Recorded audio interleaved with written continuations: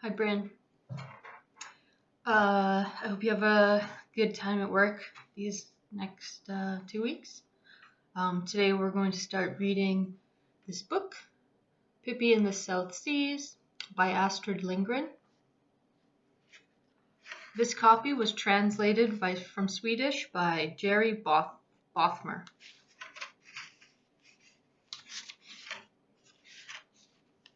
Chapter 1. Villekulla. The little Swedish town was very picturesque, with its cobblestone streets, its tiny houses, and the gardens that surrounded them. Everyone who visited there must have felt that this would be a calm and restful place to live. But as far as tourist attractions went, there wasn't much to see. Almost nothing. There was a folklore museum and an old grave mound, and that was all. But wait, there was one thing more. The people of the little town had neatly and carefully put up a sign to show visitors the way to the sights. "To the Folklore Museum" was printed in large letters on one sign with an arrow underneath. "To the Grave Mound" read another sign.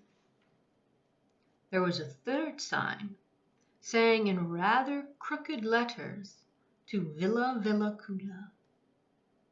That sign had been put up quite recently. It had often happened lately that people would come and ask how to get to Villekulla. As a matter of fact, more often than they would ask the way to the local museum or grave mound. One beautiful summer day, a man came driving through the little town. He lived in a much bigger town, and therefore he considered himself finer and more distinguished than the people who lived in smaller ones. Then, too, he had a very fine car, and he was a very grand person, with shoes that were polished until they gleamed, and a thick gold ring on his finger. So it is perhaps not so strange that he thought himself as fine and distinguished. When he drove through the streets, he honked his horn loudly so that everyone would notice him as he went by.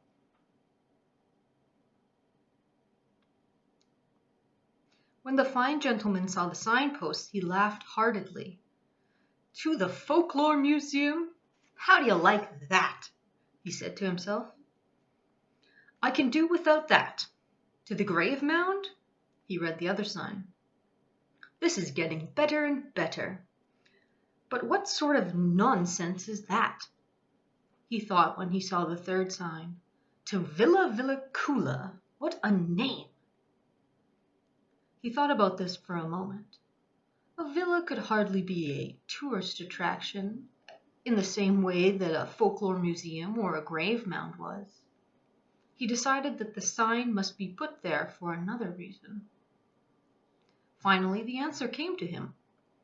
The villa, of course, was for sale. The sign had been put there to show the way to people who might want to buy the house. For a long time, the fine gentleman himself has been thinking he would like to buy a small house in a small town where there was not too much noise as the big city. Naturally, he would not live there all the time, but he would go there to rest now and then. In a small town, people would also be much more likely to notice an unusually fine and distinguished man he really was. He decided to go and have a look at Villekulla right away. All he had to do was follow the direction of the arrow, but he had to drive to the edge of town before he found what he was looking for. And there, printed with red crayon on a very broken down garden gate, read, Villekulla. Inside the gate was an overgrown garden with old trees covered with moss, and unmown lawns, and lots of flowers which were allowed to grow exactly as they pleased. At the end of the garden was a house, and what a house! It looked as if it would fall to pieces any moment. The fine gentleman stared at it, and all of a sudden he groaned. A horse was standing on the veranda. The fine gentleman wasn't used to horses standing on verandas. That's why he groaned. On the veranda steps, 3 small children were sitting in the sunshine. The girl in the middle had lots of freckles on her face and 2 red pigtails which stuck straight out. A pretty blonde, curly-haired little girl in a blue checkered dress and a little boy with neatly combed hair sat one on either side of her. On the shoulder of the red-headed girl sat a monkey. The fine gentleman was puzzled. He must have the wrong house. Surely no one would think there was a possibility of selling such a tumble-down shack. "Listen, children," he called out to them. "Is this miserable hollow really Villekulla?" The girl in the middle, the red-headed one, stood up and came to the gate. The other 2 trudged slowly behind. "Lost your tongue?" the fine gentleman said before the red-headed girl had reached him. "Is this shack Villekulla?" "Let me think," the red-headed girl said and frowned. "It isn't the museum, and it isn't the grave mound." "Now I have it," she cried. "It is Villekulla." "Don't be so rude," said the fine gentleman, and got out of the car. He decided to take a closer look at the place. "I could, of course, tear this house down and build another one," he mumbled to himself. "Yes, let's start right away," cried the little red-headed girl. She ran back to the house and briskly started to rip a few boards from the gable. The fine gentleman paid no attention to her. He wasn't interested in children, and besides, he now had something on his mind. The garden, in its wild state, really looked quite pleasant and attractive in the sunshine. If a new house were built, the lawns cut, the paths raked, and the flowers properly planted, then even a very fine gentleman could live there. The fine gentleman decided then to buy Villekulla. He looked around trying to find more ways to improve the place. Of course, the old moss-covered trees would have to go. He glared sourly at the old gnarled oak, with its tremendous trunk and its branches which arched over the roof of Villekulla.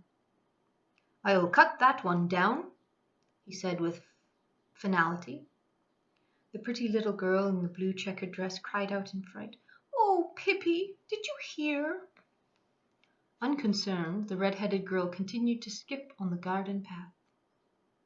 "Yes, I will chop down that old rotten oak," the fine gentleman mumbled to himself. The little girl in the blue checkered dress stretched her hands toward him pleadingly. "Oh, no, don't do that," she said. "It's a wonderful tree to climb, and it's hollow so we can play in it." "Nonsense," said the fine gentleman. "I don't climb trees. You ought to understand that." The boy with the neatly combed hair came forward. He looked anxious. "But soda pop grows in that tree," he said imploringly, "and chocolate, too, on Thursdays." "Listen, I think you kids have been sitting in the sun too long," said the fine gentleman. "Everything seems to be going round and round in your heads. But that's none of my business. I am going to buy this place. Can you tell me where I can find the owner?"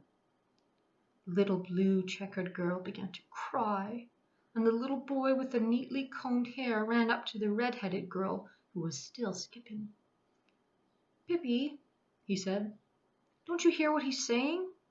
Why don't you do something?" "Why don't I do something?" echoed the red-headed girl. "Here I am skipping for all I'm worth, and then you tell me I am not doing anything? Skip yourself and see how easy it is." She walked over to the fine gentleman. "My name is Pippi Longstocking," she said, "and this is Tommy. And Annika, she pointed to her friends. Is there anything we can do for you? Tear down a house or chop down a tree? Or is there anything else that needs to be changed? Just say the word. Your names don't interest me, said the fine gentleman. The only thing I would like to know is where I can find the owner of this place. I intend to buy it. The red-headed girl, the one called Pippi Longstocking, had gone back to her skipping. The owner is quite busy now, she said. She kept on skipping in a very determined way as she talked. As a matter of fact, terribly busy, she said, skipping around the fine gentleman. But do sit down and wait a while, and she will probably come along. She, said the fine gentleman, with a pleased look. Is it a she who owns this miserable house? So much the better. Women don't understand business. In that case, there's a hope of getting it cheap. We can always hope, said Pippi Longstocking. As there didn't seem to be any other place to sit down, the fine gentleman sat on the veranda steps. The monkey leaped anxiously back and forth on the railing. Tommy and Annika were standing at a distance, looking at him in a frightened way. Do you live here? Asked the fine gentleman. No, said Tommy. We live in the villa next door. But we come here every day to play, said Annika. There will be an end to that now, said the fine gentleman. I don't want any youngsters running around in my garden. Children are the worst thing I know. I think so too, said Pippi, and stopped skipping for a second. All children ought to be shot. How can you say that? Said Tommy, hurt. Yes, I mean it. All children ought to be shot, said Pippi. But that isn't possible, because then no nice little uncles would ever grow up, and we can't do without them. The fine gentleman looked at Pippi's red hair and decided to have a little fun while he was waiting. Do you know why you're like a newly lighted match? He said. No, said Pippi, but I have always wondered. The fine gentleman pulled one of Pippi's pigtails quite hard. Both of you are fiery on top. Ha ha! One has to listen a lot before ears fall off, said Pippi. How strange that I haven't happened to think of that before. The fine gentleman looked at her and said, I really think you're the ugliest child I've ever seen. Well, said Pippi, you're not exactly a beauty yourself. The fine gentleman looked hurt, but he didn't say anything. Pippi stood and looked at him in silence for a while, with her head tilted to one side. This is my favorite part. Do you know in what way you and I are alike? Just between us, the fine gentleman said. I hope there is no likeness. There is, said Pippi. Both of us have big mouths, except me. A faint giggle could be heard from Tommy and Annika. So you're being insolent, the man shouted. But I'll soon thrash that out of you. He reached out his fat arm to grab Pippi, but she quickly jumped to one side, and a second later she was sitting perched in the hollow oak. The fine gentleman gaped in astonishment. When are we going to start the thrashing? Said Pippi, as she made herself comfortable on a branch. I have time to wait, said the fine gentleman. Good, said Pippi, because I am thinking of staying up here until the middle of November. Tommy and Annika laughed and clapped their hands. But they shouldn't have done, because now the fine gentleman was terribly angry. When he couldn't reach Pippi, he grabbed Annika by the nape of the neck and said, Then I'll give you a hiding instead. It seems as if you need one too. Annika had never in her life been spanked, and she let out a cry of pain and fright. There was a thud as Pippi jumped out of the tree. With one leap she was standing up beside the fine gentleman. "Oh no," she said. "Better not start a fight now." Then she grabbed the fine gentleman around his fat waist and threw him up in the air several times. On her outstretched arms, she carried him to his car and threw him down in the back seat. "I think we'll wait to tear down the house until another day," she said.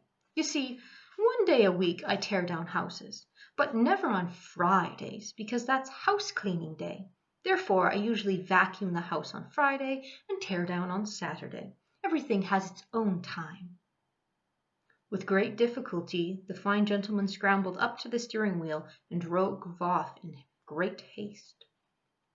He was both frightened and angry, and it annoyed him that he hadn't been able to talk to the owner of Villekulla. He was anxious to buy the place and chase away those nasty children.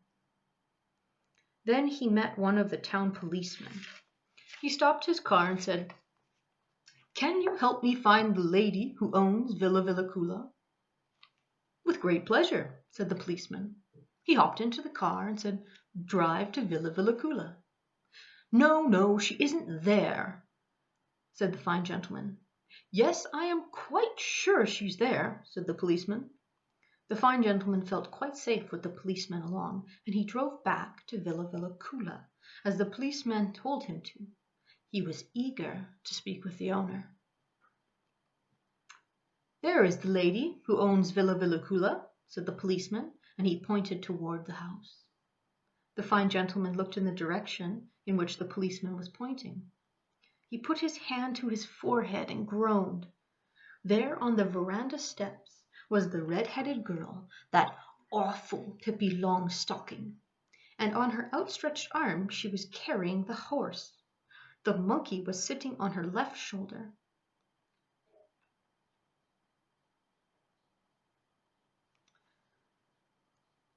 "Hi, Tommy!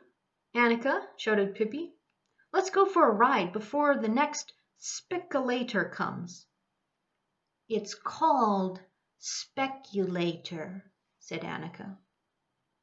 "Is that the owner of the villa?" said the fine gentleman in a weak voice. "But she's only a little girl."